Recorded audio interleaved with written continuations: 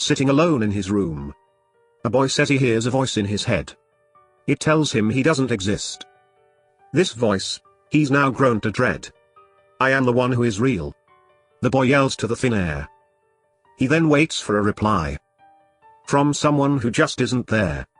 Go away, says the voice. We would all be better off without you around.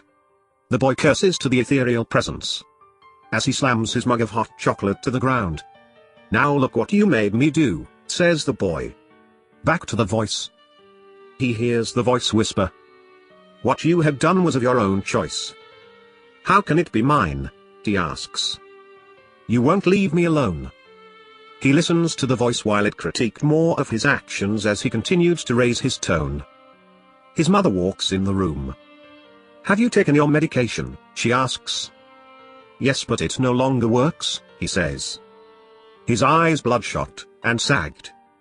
Mom, says the boy. I'm hearing the voice again. She examined the cracked mug and spilled drink. His demeanor. No longer tame. The boy was now holding his hands to his head. She picked up their coats. And to the doctor's office. They sped.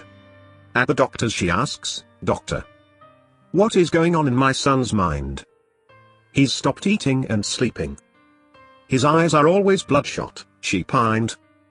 The doctor scratches his chin softly.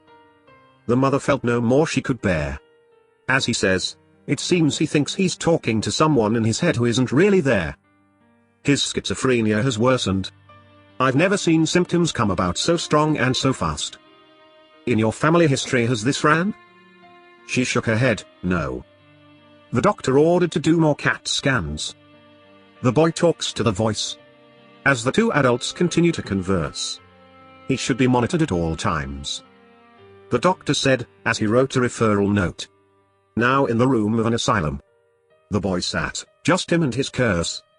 As they locked tight the door. Inside padded ground, walls, and ceiling. The boy's condition had grown violently worse. The nurse looked through the door's window. As she spoke with the head doctor on staff. The poor child is in so much pain. How long do you think this will last? The doctor looked down at his folder. There's not much we can tell. There have been 4 others working on this problem. All the medication has failed. The boy rocked back and forth. As the voice continued to speak. Why won't you leave me alone? The boy continued to scream. Past a far distant star. In a galaxy, forever unknown to Earth. A child of another planet. Sat with her mother, inside of their home. Mother, please make it stop, the young child continued to beg. She clenched her tentacled arms tightly around her enlarged soft swollen head.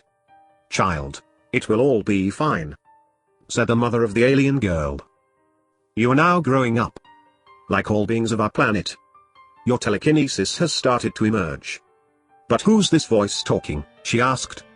Their voice is always in my head. It is a being of another world. Is what her mother said. We can still hear some of their thoughts. Their echoes lasting through the void of space.